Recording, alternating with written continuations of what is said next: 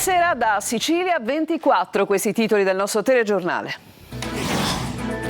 La frana a Niscemi, sono più di 1700 le persone costrette a lasciare le proprie abitazioni. La zona rossa resta interdetta per il rischio di nuovi cedimenti, mentre proseguono gli interventi di messa in sicurezza e assistenza agli sfollati. I residenti di Niscemi, chi perde la propria casa perde l'identità. Intanto è arrivato l'esercito per rendere accessibili le strade e le aree rurali. Nuovo sopralluogo nei luoghi devastati dal ciclone Harry. Matteo Salvini insieme al presidente Schifani domani sarà nel Messinese. Intanto la regione lancia il bando per i primi ristori alle imprese. Catania ha riaperto il tratto di lungomare che era stato chiuso dopo i danni del ciclone per i lavori legati all'abbattimento del ponte di Ognina. La circolazione avviene su 2 corsie a senso unico. Proseguono le indagini dei RIS sulla morte dei 3 cacciatori trovati nei boschi di Montagna Reale nel Messinese. Gli investigatori lavorano sulla possibile presenza di una quarta persona. Il calcio, campo e mercato per il Palermo che domani giocherà al San Nicola contro il Bari. Inzaghi, siamo una squadra forte. Si allontana intanto l'ipotesi Tramoni che per il Pisa è incedibile. Serie C, il Catania affronta sabato il Sorrento sul campo di Potenza, reduce dalle vittorie contro Monopoli e Cosenza che hanno rafforzato fiducia e ambizioni. Toscano prepara alcune rotazioni con diverse opzioni in difesa e a centrocampo.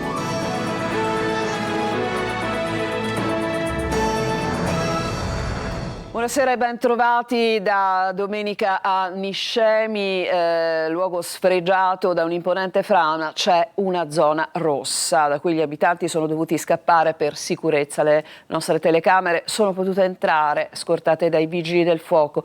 Si tenta un lento ritorno alla normalità, salvati anche cavalli e pappagallini. La nostra inviata Lorena Dolci. Dici cosa state facendo? Stiamo transitando la zona rossa per una questione di sicurezza. C'è un'ordinanza pubblicata, certo, i famosi 150 metri, che speriamo non si allargano ancora. Stiamo entrando adesso insieme al direttore dei Vigili del Fuoco di Caltanissetta. Questa è proprio la zona rossa, la zona ormai fantasma, abbandonata dai suoi abitanti perché è la zona più pericolosa. 1720 persone hanno dovuto lasciare queste case. Qua c'erano abitazioni, studi, una porzione di vita che non tornerà più. Non andiamo oltre quella che può essere una linea di 70 metri dal fronte di frana per ovvie ragioni di sicurezza. Che diventa pericoloso anche per voi stessi? Assolutamente sì. Questa fettuccina segna il limite ultimo, oltre questo limite non si può avanzare. A 30 metri da qua, come vedete, c'è il baratro, il precipizio, l'orlo di questa frana. Un precipizio lungo 4 chilometri, ma che potrebbe estendersi ancora. Davanti alla postazione dei Vigili del Fuoco c'è un triste pellegrinaggio. Gli sfollati devono essere scortati in sicurezza nelle case per prelevare oggetti e memorie di una vita, ma anche compagni con le ali. Erano rimasti nella casa? Sì, nella casa dove purtroppo ho perso tutto. Drammi familiari, ma anche aziende danneggiate, come questo allevamento di cavalli rimasto in zona rossa. Gli animali sono abbastanza, soprattutto i cavalli, sono abbastanza sensibili a tutto ciò. Però Sentono anche loro? lo sentono forse prima di noi, perché l'hanno sicuramente avvistato la frana qualche giorno prima di noi. Ci siamo organizzati creando un percorso specifico per evitare che i cavalli si facessero del male. Li avete salvati tutti? Abbiamo salvati tutti, sì. Abbiamo messo in sicurezza il territorio e cose abbiamo portato tutte in sicurezza. Recalcitrante fino all'ultimo, lo stallone arabo alla fine viene messo in salvo. Intanto nelle case torna l'acqua e il gas, il comune accelera sugli allacci delle utenze che avevano lasciato al freddo e al buio anche le scuole. Lunedì gli alunni potranno tornare in classe, le 3 in zona rossa verranno accorpate. Una normalità che dovrà fare i conti per molto tempo ancora con quel costone che è venuto giù. E dalle strade la nostra Lorena Dolci è entrata nelle case di queste persone che sono rientrate molto velocemente per prendere le ultime cose prima di non poter più rientrare. Questa famiglia ha lasciato anche un cartello. Siamo sfollati, il contatto per mettersi in contatto. State svuotando quello che potete? Stiamo prendendo le ultime cose prima che chiudano definitivamente la zona, non ci facciano più entrare a casa, tutti i ricordi di una vita. Buongiorno, avete impacchettato un po' tutto, state lasciando? Come vede non è una cosa che non si vede, stiamo cercando di prendere almeno le cose più veramente di prima necessità. Siamo un po' accampati e giustamente questa è la situazione. Dove siete andati a stare? Dove vivete? Adesso proprio provvisoriamente in campagna, ma penso che si cercherà un'altra soluzione perché ancora c'è anche mia mamma, e quindi siamo in 5 e siamo un attimino ancora accampati, però stiamo cercando di reagire perché siamo veramente senza veramente sangue nelle vene. Questa era la sua casa, signora? Questa è la mia casa, sì. Purtroppo, signora, come vede, ci ha detto mia figlia che siamo in pessime condizioni. Forse è quella a cui costa di più lasciare questa casa. Certo, e logicamente, signora, questa è stata la casa che ci abbiamo fatto con i nostri sacrifici, quindi... Che cosa sta portando lei? Ma è il necessario, signora, perché in una casa abbiamo tante cose. Il necessario è l'inverno, stiamo portando cappotte, cappottini, maglie. Qualche ricordo? Qualche ricordo, sì, delle fotografie stiamo prendendo. Ma lei spera di tornare presto qua? Io penso di tornare, signora. Lei che pensa che non le piace più tornare a casa sua? Siamo tutti così, perché siamo affezionati alle nostre case, alle nostre piccole cose che ci abbiamo fatto. La cosa che noi abbiamo perso la nostra identità, perché perdere una casa non è una cosa qualsiasi, non è una cosa normale. Ecco, perdere la casa significa perdere tutto. E restiamo ancora a Niscemi, dove è intervenuto l'esercito per ripristinare i collegamenti stradali e scongiurare l'isolamento del centro abitato. Gerry Italia. Sono iniziati a Niscemi gli interventi dell'esercito dopo la frana che ha interessato il versante della collina verso la piana di Gela. I genieri del 4° reggimento Genio Guastatori della Brigata Aosta sono impegnati lungo la SP12 e sulle strade vicine per migliorare la viabilità compromessa dallo smottamento. L'intervento è stato disposto su richiesta della prefettura di Caltanissetta a seguito del cedimento del terreno che ha reso impraticabili alcune delle principali arterie cittadine, con il rischio di isolamento per la popolazione. Oggi vertici del reparto proveniente da Palermo e già operativo anche nel Messinese Ionico hanno partecipato a una riunione tecnica al centro operativo comunale per definire le fasi dei lavori. I primi interventi riguarderanno la pulizia e il ripristino delle strade vicinali di collegamento tra le provinciali 10 e 12, con la realizzazione di un bypass alternativo. Quello che faremo è migliorare la viabilità e quindi ripristinare la pavimentazione dove è interrotta o rifarla addirittura in quella che è la Reggia Trazzeria Niscemi San Michele di Canzaria, che è quella che abbiamo percorso venendo qui. Chiaramente l'obiettivo è quello complessivo, è quello di ricollegare l'abitato di Niscemi col fronte ovest, quindi la Caltanissetta Gela, bypassando a nord e poi a ovest il fronte franoso che si trova in questa zona e alleggerendo così il traffico sull'SP11, che è l'unica arteria principale rimasta disponibile al momento. Un lavoro complesso svolto con mezzi speciali del Genio che punta a garantire collegamenti sicuri anche per le attività produttive del territorio. In attesa degli interventi strutturali definitivi, la priorità oggi resta una: restituire a Niscemi la possibilità di muoversi e non restare tagliata fuori. E adesso ai danni del ciclone Harry ci sarà un nuovo sopralluogo nei luoghi devastati sul versante ionico dell'isola. Domani infatti tocca a Matteo Salvini insieme al presidente Schifani. Intanto la Regione lancia il bando per i primi ristori alle imprese. Maglio Viola.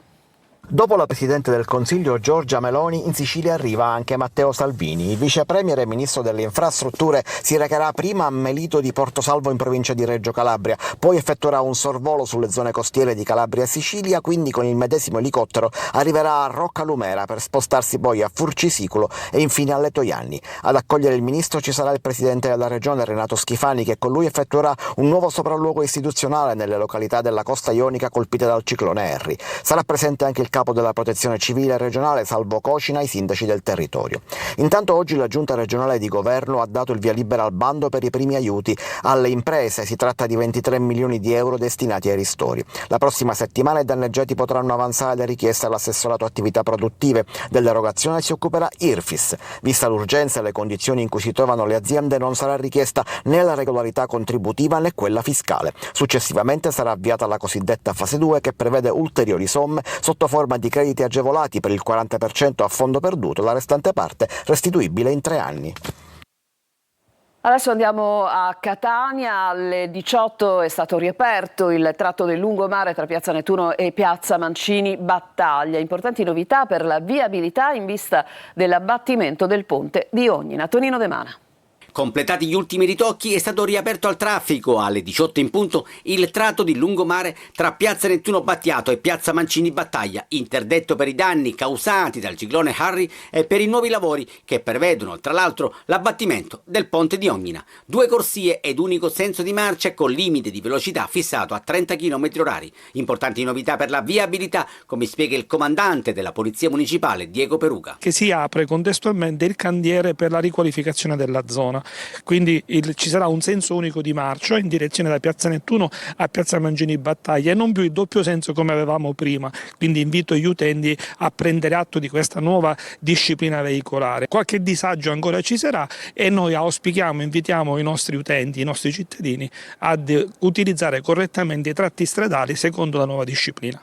Ora più che mai sarà fondamentale l'utilizzo di via Barraco. I veicoli che prima percorrevano il senso di marcia tra Piazza Mancini Battaglia e via Nettuno saranno invitati a utilizzare, obbligati, io dico per meglio sottolineare la nuova disciplina veicolare, a utilizzare la via Barraco, che sostanzialmente è una parallela di questo asse stradale. Ripristinato anche l'impianto di pubblica illuminazione. E continua la grande difficoltà di tutti i proprietari dei lidi distrutti, di tutte le strutture balneari. Il grido d'aiuto degli operatori del settore chiedono di rinviare la legge Bolkestein per agevolare la ripartenza e gli investimenti. Interlocuzioni continue del sindacato italiano balneari con la regione siciliana. Il servizio. Il ciclone Harry ha lasciato i balneari in un mare di guai e da Catania si leva alto il grido degli operatori del settore. Intere strutture sono state devastate ed ora serviranno aiuti straordinari per rimettersi in sesto e soprattutto bisognerà fronteggiare uno degli scogli più temibili, la burocrazia. Ad aggravare la situazione c'è l'incertezza sulla legge Bolkestein, secondo cui le concessioni demaniali in scadenza dovranno essere assegnate tramite gare pubbliche accessibili a tutti. Sull'argomento arriva la richiesta del presidente nazionale SIB-FIPE Antonio Capacchione. Che senza certezza sulla durata del titolo concessorio e quindi sulla Bolkestein la ricostruzione è impossibile. Senza la durata delle concessioni demaniali non possiamo stipulare mutui, non possiamo neanche pensare di investire. Senza il mare il turismo è ben poca cosa. Sono continue le interlocuzioni con la regione siciliana che ha già accolto i punti richiesti dal SIB: esenzione canone 2026, semplificazione delle autorizzazioni per esecuzione dei lavori, ripascimento e interventi di protezione delle coste e risorse immediate per iniziare subito i lavori. Altre richieste dovranno essere discusse su tutti: l'abbattimento dei tributi locali, Tari ed IMU ed il recupero dei fondi da PNRR. Il tempo stringe. Che stagione si prevede alla playa? Uguale a tutta quella degli altri anni. Ci sono lidi che sono stati assolutamente devastati, ma grazie all'impegno delle nostre amministrazioni ci hanno garantito che ci porteranno ad avere la stagione aperta. La corsa contro il tempo è già iniziata.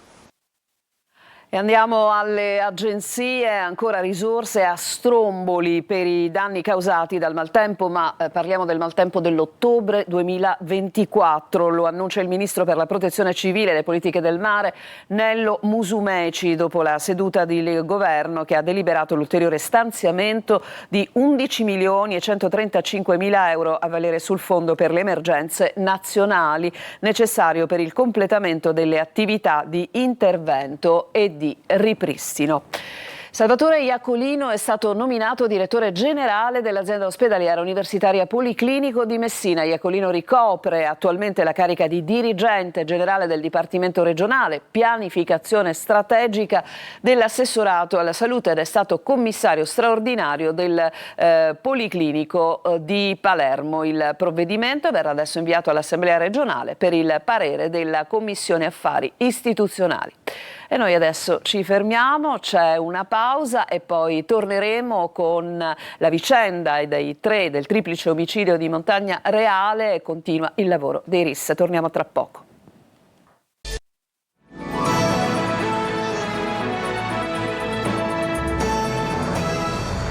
E siamo tornati in studio, ci occupiamo nuovamente del triplice omicidio di Montagna Reale che ancora non ha un perché. Indaga la procura, così come i carabinieri appunto del RIS, si cerca di capire se nei boschi ci fosse una quarta persona. Francesco Triolo.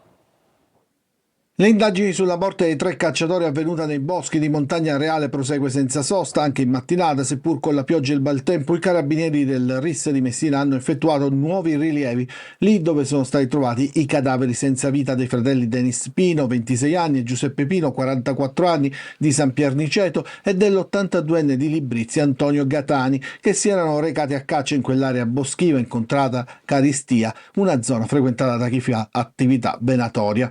Le indagini sono affidate alla sostituto Roberta Ampolo con il coordinamento del procuratore capo di Patti Angelo Cavallo. Bocche cucite e massimo riservo, anche perché si cerca di scavare nelle vite delle 3 persone, sentite sinora una decina di conoscenti e parenti per cercare di capire che tipo di rapporti avessero i 3. È diventata marginale, dopo un primo esame esterno da parte del medico legale, l'ipotesi di un omicidio-suicidio. 4 i colpi andati a segno, 2 ad una vittima, 1 ciascuna alle altre. Almeno così trapela. Si lavora sulla pista di una quarta persona che sarebbe stata lì nelle campagne del dirupo ad una quindicina di minuti di strada dal centro di Montagna Reale, difficilmente raggiungibile in auto, più facilmente a piedi attraverso un sentiero tortuoso.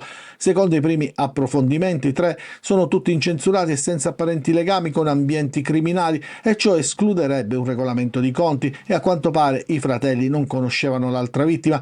Risposte ulteriori potrebbero arrivare dall'autopsia e dall'esito degli esami della balistica. Una coppia di 24enni di Lentini nel Siracusano è stata vittima di un agguato a colpi di pistola mentre rientrava a casa in auto dopo una serata al cinema. La ragazza è rimasta ferita alla mandibola ed è stata operata a Siracusa, ma non è in pericolo di vita. I carabinieri ipotizzano uno scambio di persone. 2 giovani sono estranei a contesti criminali. Adesso ci fermiamo, c'è un'altra pausa e poi torneremo con il calcio. Cominceremo dal Palermo, domani in campo. A tra poco.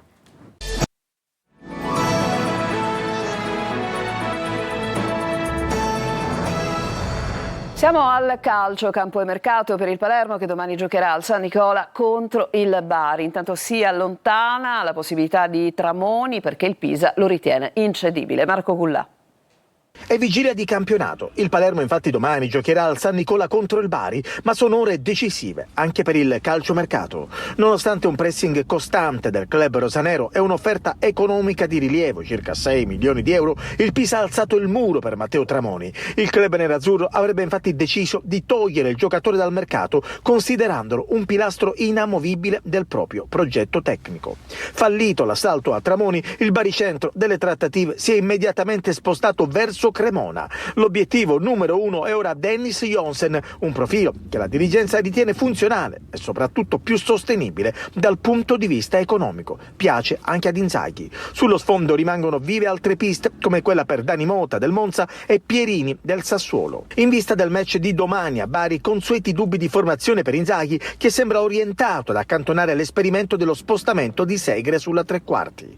I ballottaggi aperti sono 2, uno in difesa tra Bresischi e Peda per il ruolo di braccetto di destra e uno sulla tre quarti tra Vasic e Leduaron per il posto da affiancare a Palumbo alle spalle di Poyampalo. Domani fischio d'inizio alle 20:30. Il mercato mi interessa poco, per me siamo una squadra forte, è una squadra forte che è riuscita in 21 partite a perderne solo 3. Vuol dire che è già pronta per poter fare qualcosa di importante. Poi la società, sappiamo che abbiamo una società importante, che se ci sarà qualche giocatore che potrà rafforzarci, e non è facile, non si farà trovare impreparata. Il Catania invece partirà domani per Potenza, dove sabato giocherà con il Sorrento. Toscano ha più possibilità di sostituire gli uomini in campo, di far ruotare gli uomini in campo dopo il mercato, e può variare, ma ha punti fermi davvero importanti. Marco Carli.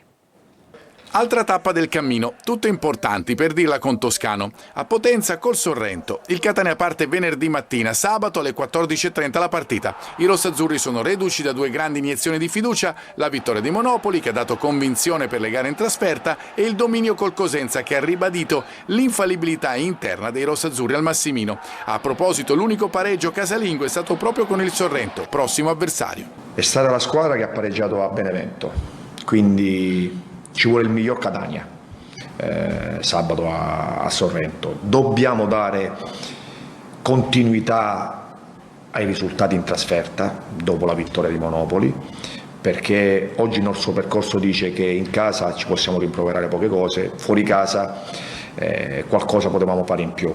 Senza Casasola squalificato sono Raimo e Ponsi le alternative. In difesa Carnelutti e Ierardi si candidano come braccetto e contendono il posto ad Allegretto che ha fatto bene. Sicuro in mezzo Miceli. A centrocampo ballottaggio fra Corbari e Di Noia, in attacco solita abbondanza con Forte che scalpita per tornare in campo. Dopo il Sorrento riposo perché non si gioca a Catania-Trapani, una data che i rossazzurri accoglierebbero con favore per il recupero è quella del 18 febbraio. Fra le sfide di Siracusa e con il Giuliano. Si vedrà. Intanto c'è la prossima tappa, quella di sabato al Viviani. Una squadra forte e noi lo siamo, perché l'abbiamo dimostrato. Prepara le partite, affronta le partite tutte alla stessa maniera. Oggi che il campionato è entrato nel vivo, devi essere ancora più dentro questo concetto. Ed è tutto, il telegiornale finisce qui, grazie per averci seguito, buona serata.